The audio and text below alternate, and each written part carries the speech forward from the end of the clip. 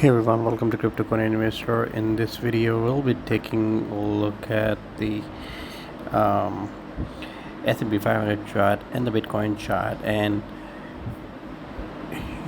we'll be talking about what will happen when the Fed pivots. So, yeah, there is people tend to think that when the government stops increasing rates or when the rates turn negative, it will spark a new bull run. Well, the history tells us otherwise. So this is a chart from the Elliott Wave International. All right, so this paints a very different picture. You can see that in 1969 when the Fed pivoted, here we saw 36% decline. And in 1973, when the Fed pivoted again, 48% decline. And then so on in 1981, 27% decline. In 2000, I saw this crash. So I was around, I think, 13, 14 years old when this crash happened, and so many people lost their jobs. And the businesses went bankrupt, 51% crash. And then we all know this crash, 58% crash. Nobody expected this to happen. They all thought everything is bulletproof. The stock market is going to go up only, not gonna happen. 2009, another 35% crash.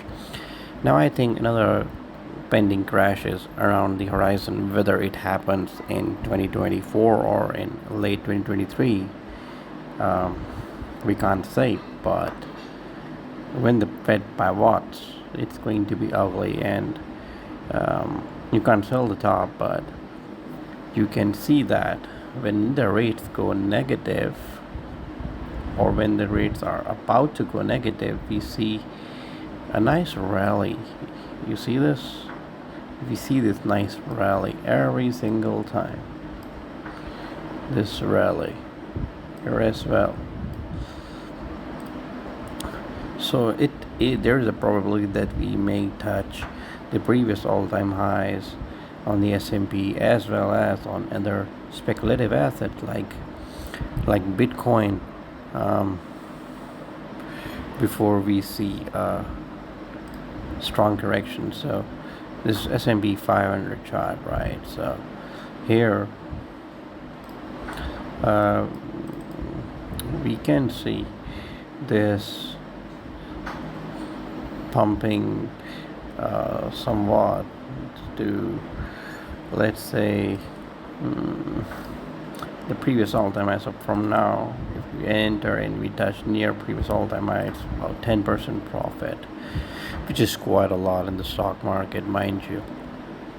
And then if we see a crash like this was a COVID crash when we bounced right from here, and this for the previous crash is the 2000 crash and the 2008 crash. You see how ugly this was. And if you see a crash, similar crashes, I mean, if we touch the previous all-time high and then we go down, let's say we go up, and from here we see a correction, and in that case we will see a minimum of 26% correction. This green line, this green cloud that you see here, this is the Ichimoku cloud. Okay, this acts as support whenever you're above it, and if you're below it, it acts as, guess what, resistance. So far, if we see a crash of that sort, 26% correction. Imagine selling here and buying 26% more. Getting me? Even if you buy everything here, and if it falls down further, let's say here we see the support line coming here, and it goes to 36%. You still sold it and you still bought it way cheaper here, and we all know it is obviously going to recover in the near future, because hey, the government is going to print more money and all that stuff. And when the interest rates go negative again, we will see later on, when the interest rates go negative, and we will see a new start of a new bull run. So this is the support line which I see. Another one, if we lose this one, I see it going further down to around 44% here. So this would be around 2,600 points on the S&P and around 3,000 points on here, I would say. Another support area, I think, would be somewhere around here, this is where I would start. This is where I would place my buy orders. This is around 3,600, 3,500 mark. On the Bitcoin, since it's a more volatile asset,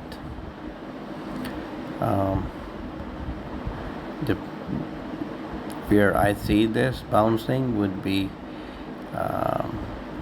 20,000, and after that around $18,000,